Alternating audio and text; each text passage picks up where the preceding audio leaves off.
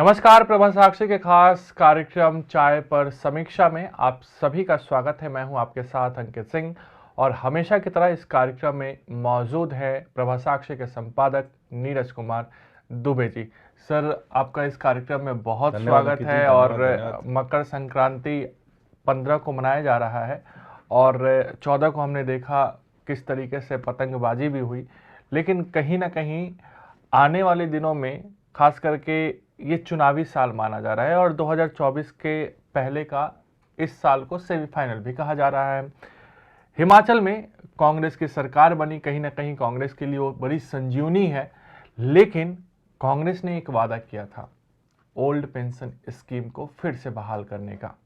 हिमाचल में ये बड़ा मुद्दा बना भी और कांग्रेस की सरकार ने उसको बहाल भी कर दिया है। उसका खुशी भी हम सब ने देखा है। लेकिन अब सवाल ये है कि क्या इस साल जो 9 राज्यों में चुनाव होने हैं, अगर जम्मू कश्मीर में होता है तो 10 राज्यों में हो जाएंगे, ये बड़ा मुद्दा बनने वाला है। हालांकि कांग्रेस ने उसे गुजरात में भी मुद्दा बनाया था, लेकिन गुजरात में उसको नुकसान ही हुआ, फायदा तो नहीं हुआ। लेकिन क्या इस साल ओल्ड पेंशन स्कीम बड़ा मुद्दा बनेगा? छत्तीसगढ़, मध्य प्रदेश और राजस्थान, ये 3 ऐसे राज्य हैं जहां कांग्रेस एक तरीके से पावर में है, संगठन उसकी मजबूत है। 2 राज्यों में तो पावर में है। तो क्या ये बड़ा मुद्दा बनने जा रहा है? जी देखिए, ओल्ड पेंशन स्कीम इसको बड़ा मुद्दा बना दिया ही गया है। और आपने कहा कि जैसे अगर हम बात करें छत्तीसगढ़ में और राजस्थान में जहां पर कांग्रेस की सरकार है तो वहां पर वो इसको लागू कर भी चुके हैं। और हिमाचल में उन्होंने वादा किया था अपना, तो वो वादा भी उन्होंने पूरा कर दिया। हमने देखा कि किस तरह से सचिवालय में जो कर्मचारी हैं वो नाच गा रहे थे, आतिशबाजी तक हुई हैं, तो उनकी खुशी स्वाभाविक है।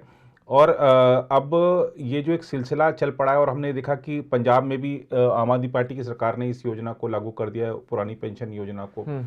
अब देखना होगा कि ये जो इस साल जो भी विधानसभा चुनाव होने हैं, क्या उनमें ये एक बड़ा मुद्दा बनता है। आपने कहा कि हिमाचल में ये मुद्दा बन गया, गुजरात में नहीं बन पाया। वो इसलिए क्योंकि गुजरात में सरकारी कर्मचारियों की बहुतायत उतनी नहीं है जितनी हिमाचल में है। हिमाचल में अमूमन लोग सरकारी सेवा में शामिल होते हैं या अपना कुछ सेना में या फिर और भी तमाम नौकरियां हैं सरकारी सेवा क्षेत्र से जुड़ी, तो उसमें काम कर रहे हैं या फिर पर्यटन क्षेत्र से जुड़े हुए हैं। गुजरात में लोग कारोबारी हैं, निजी तौर पर चाहे छोटा चाहे बड़ा व्यवसाय करें, तो वो सरकारी सेवा के प्रति रुझान थोड़ा वहाँ कम देखने को मिलता है। तो ये भी एक बड़ा कारण है कि उतनी बड़ी संख्या में वहाँ पर सरकारी कर्मचारी नहीं थे या उतना बड़ा वर्ग नहीं था जो इस वादे से आकर्षित हुआ हो। तो ये एक कारण लगता है। दूसरा, अगर हम देखें कि ये जो पुरानी पेंशन स्कीम है, ये नेतागण इसको लागू तो कर दे रहे हैं, वादा तो कर दे रहे हैं, अर्थव्यवस्था के लिहाज से ये बहुत घातक है, बहुत विनाशकारी इसके परिणाम होंगे। आप देखिए कि जो कांग्रेस को ये बताना चाहिए कि अगर वो वादा कर रही है ओल्ड पेंशन स्कीम का, तो क्या इस वादे पर पूर्व प्रधानमंत्री डॉक्टर मनमोहन सिंह की सहमति है। उनको ये बताना चाहिए अगर अपने घोषणा पत्र में जारी कर रहे हैं। और जब आपके स्टार प्रचारकों की सूची में मनमोहन सिंह जी का नाम होता है तो आप एक बार बताइए कि क्या उनकी सहमति है। मोंटेक सिंह आलूवालिया, जिन्होंने की जो 10 साल यूपीए की सरकार रही, उसमें योजना आयोग के उपाध्यक्ष थे और जो उस समय की सरकार थी उसकी जो आर्थिक नीतियां थी उसको डिजाइन करने में वो उनकी एक महत्वपूर्ण भूमिका रहती थी। वो क्या कह चुके हैं, वो बता चुके हैं मोंटेक सिंह आलूवालिया कि ये भारतीय अर्थव्यवस्था के लिए बहुत घातक रहने वाली चीज़ है और ये सबसे बड़ी रेवड़ी भी है। और ये आप समझिए कि आप सरकारी खजाने में से मुफ्त रेवड़ियां बांटेंगे तो क्या असर पड़ेगा और असर किस पर पड़ रहा है। आपने तो वादा कर दिया कि हम आपको पुरानी पेंशन स्कीम देंगे। अब इसमें आप देखिए कि होता क्या है कि जो पुरानी पेंशन स्कीम है उसमें कर्मचारी को जो जब वो रिटायर होता है उस समय उसका जो वेतन मिल रहा था उसका आधा के करीब उसको पेंशन मिलती है। प्लस में जो भी महंगाई भत्ता और भी जो भत्ते होते हैं उसको तमाम मिल रहे होते हैं, जो महंगाई बढ़ती रहती है उसके हिसाब से मिल रहे होते हैं। अभी जो नई पेंशन स्कीम है वो सबके लिए खुली है, चाहे वो निजी क्षेत्र का कर्मचारी है चाहे वो सरकारी क्षेत्र का कर्मचारी है। उसमें व्यक्ति को अपना भी एक शेयर देना होता है कि मैं इतना अपनी पेंशन के लिए निकाल रहा हूं और जितना मैं निकालूंगा उसके हिसाब से मेरा जो नियोक्ता है वो भी निकालेगा और वो उसके हिसाब से मुझे आगे जाके वो उसका भुगतान होगा। तो हम जो एक आप देखिए सरकारी क्षेत्र में कितने लोग कार्यरत हैं, पहली बात सबसे ज़्यादा तो निजी क्षेत्र में है। तो निजी क्षेत्र के लोग तो अपना एक शेयर मिलाएं, सरकारी क्षेत्र के लोग नहीं मिलाएं, उनको महंगाई भत्ता भी मिले। और ये सारा कौन दे रहा है? जो टैक्स पेयर है वो दे रहा है। वो दे तो रहा है। टैक्स पेयर के पैसे से आप किस तरीके से घोषणा कर दे रहे हैं? एक बड़ी संख्या हमारे क्षेत्र, हमारे देश में जो बेरोजगार युवाओं की है।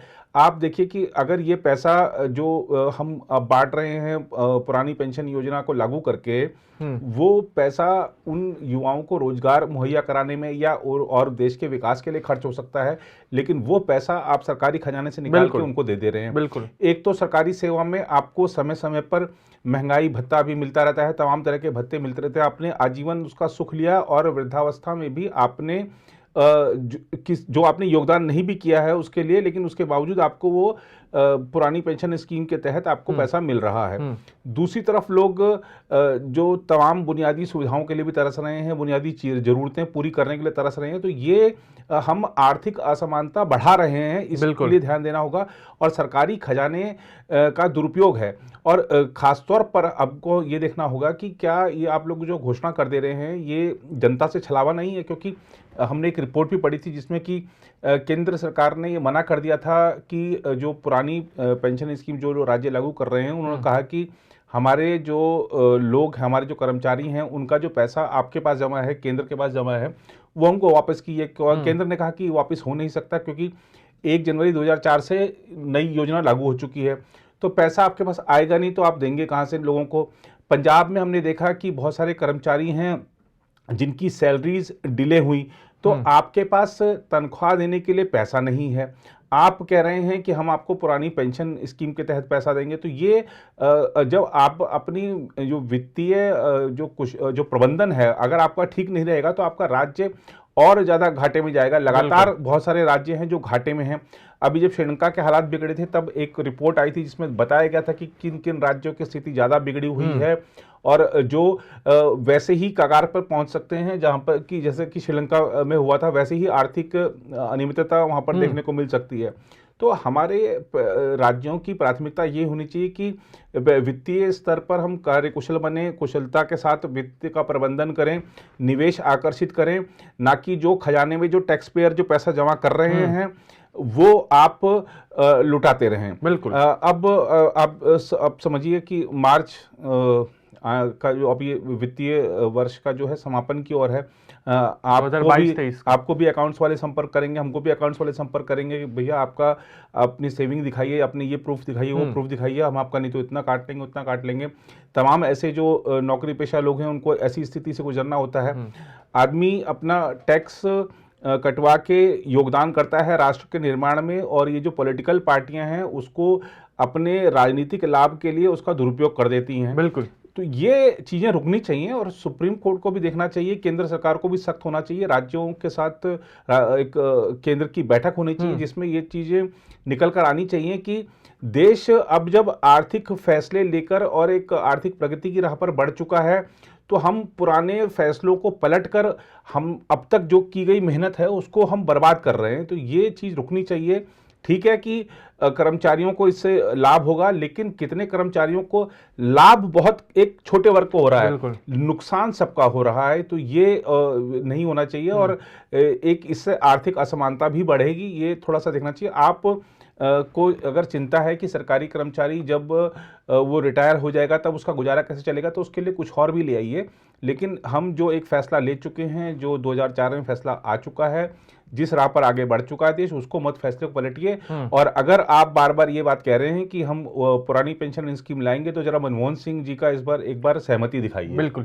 अगर आपने कभी रेलवे का टिकट फिजिकल लिया होगा तो उस टिकट के पीछे लिखा रहता है कि आपके किराए का इतना प्रतिशत हिस्सा सरकार दे रही है जी। वो हिस्सा बहुत बड़ा रहता है, हम सिर्फ उसमें 20 या 25% ही किराया देते हैं जी। ऐसे में अब सवाल ये उठता है कि रेलवे में जब इतने वेटिंग टिकट्स होते हैं, इतनी भीड़ चलती है, तो पैसा जाता कहाँ है? तो आप समझ सकते हैं पैसा वो कहाँ जाता है।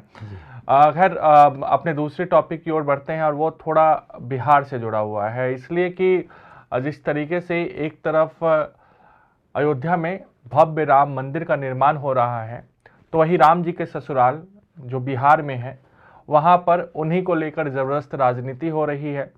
रामचरितमानस, नफरत, ये तमाम ऐसी चीज़ें हैं। बिहार के शिक्षा मंत्री जो हैं चंद्रशेखर, उन्होंने कह दिया कि ये नफरत भरी बातें हैं उसमें।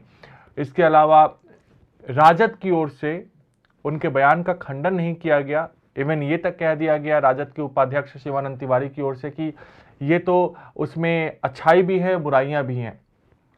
इसके अलावा जदयू जो है वो अब राजद पर हमलावर हो गई है। तो सर, इस तरीके के बयान, हम राजनीति पर ना जाकर इस तरीके के बयान, खास करके ऐसे समय में जब चुनाव आने हैं, आपके सामने वो पार्टी है जो हिंदुत्व के पिच पर अगर बैटिंग करने को उसको दिया जाए तो 6 बॉल पे 6 छक्के लगा सकती है जी। ऐसे समय में आप क्या मंडल वर्सेस कमंडल करने की कोशिश कर रहे हैं? नहीं, देखिए, बिल्कुल ये हो ही रहा है। और खासतौर पर नेताओं का एक जो मुख्य ध्येय रहता है वो ये रहता है कि हम जो मुख्य मुद्दे हैं, मुख्य समस्याएं हैं, उससे जरा जनता का ध्यान भटका दें, उसको दूसरी चीज़ों में उलझा दें। और वो ऐसा करने में सफल रहते हैं क्योंकि वो जानते हैं कि हम कुछ करेंगे, लोगों की भावनाओं से खेलेंगे, लोग उद्वेलित हो जाएंगे, दूसरे पर हमला करेंगे और उसका लाभ हमको मिल जाएगा। तो यही हो रहा है बिहार में। आप देखिए कि एक लगातार प्रयास हो रहा है कि हिंदुओं की आस्थाओं पर हमला किया जाए। अब जगदानंद सिंह ने कह दिया कि भाई राम मंदिर जो बन रहा है नफरत की जमीन पर बन रहा है। भैया, वो राम जन्मभूमि है और राम की जन्मभूमि है, इस बात को सुप्रीम कोर्ट ने माना है। अदालत का जो फैसला आया उसको पढ़ लीजिए, तो आपको अब नफरत की जमीन बता रहे हैं। ये दिखाता है कि आपके मन में कितनी घृणा है या आप वोट बैंक की राजनीति करने में कितने निचले स्तर तक चले गए हैं। आप देखिए कि आपने कहा शिवानंद तिवारी का मैं बयान सुन रहा था, उन्होंने कहा था कि कूड़ा करकट तक कह दिया है कि बहुत अच्छा भी है, कूड़ा करकट भी है। तो ये दिखा रहा है कि इन लोगों ने कुछ सामान्य ज्ञान भी नहीं है और किस तरीके से हमको लोगों की भावनाओं का ख्याल रखते हुए काम करना है राजनीति में, उसका भी जरा भी ध्यान नहीं रखते हैं। अब शिक्षा मंत्री जी ने जो बयान दिया है, बिहार की शिक्षा का क्या आलम है। आपने देखा कुछ समय पहले एक नीतीश कुमार जी से एक छोटा सा बच्चा जो रिक्वेस्ट कर रहा था कि आप मेरा स्कूल में दाखिला करा दीजिए, क्योंकि स्कूल में दाखिला नहीं मिल पा रहा है उसको। इस तरीके के वाकई जिस बिहार से सामने आते हैं, जहां पर फर्जी शिक्षकों की भर्तियां होती हैं, जहां पेपर लीक होते हैं, जहां हर किसी बच्चे को अपना करियर बनाने के लिए दूसरे राज्य में जाना ही जाना है। 6 से 7 सालों में मिलती है जी। हर किसी बच्चे को अगर उज्जवल भविष्य बनाना है तो उसको बिहार छोड़ना ही है, ये गारंटी है वहां पर। तो ऐसे राज्य के शिक्षा मंत्री को, और वो भी नालंदा विश्वविद्यालय में, जिसका एक जो हमारे शिक्षा के इतिहास का एक गौरवशाली उसका अध्याय रहा है, वहां पर वो इस तरीके के बयान दे रहे हैं।